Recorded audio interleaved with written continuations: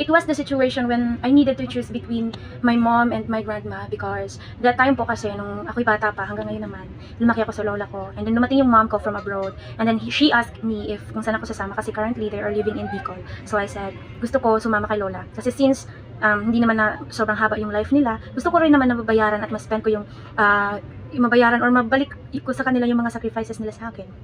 And then gusto ko din ipa-feel sa nag-alaga sa akin na matulungan sila sa mga simpleng bagay.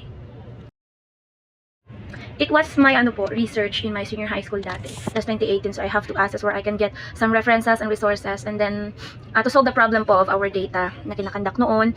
And then the digital tools that we've searched for is the Google Scholar kasi doon po yung mga legit na mga information na maaari namin magamit. At saka tested and proven it was inano din po siya, kumbaga binigyan din po sa amin ng diin ng aming instructor na we could use that. So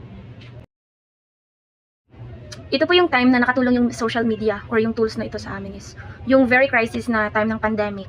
So we need to have our income po kahit na pandemic. So we do online selling and we do also live selling po ng mga things, mga foods. And until now, after the pandemic, we're still considering ourselves to do so. Kasi po malaki yung epekto niya sa amin.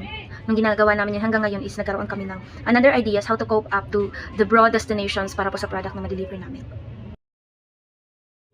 Especially po ako, marami talaga akong deadlines kasi busy ako sa church, sa bahay, sa house chores, sa pag-alaga ko sa aking grandparents, and especially ngayon na nagbalik-aral ako.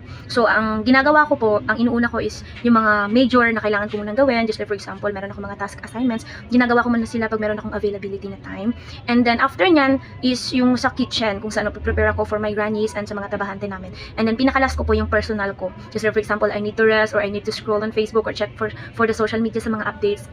And lastly, I am also teaching in vocalization sa mga singers namin sa church. So, ina-arrange ko siya time to time. Kailangan ko ng time management in order for those tasks, objectives na ma-meet ko siya on time para maiwasan natin yung mga cues.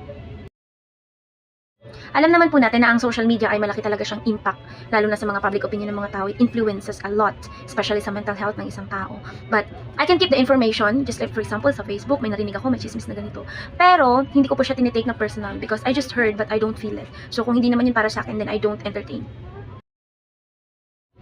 It was the impromptu speaking po. Kasi nung time na yon, pina-storytelling kami impromptu. It was a contest in our church.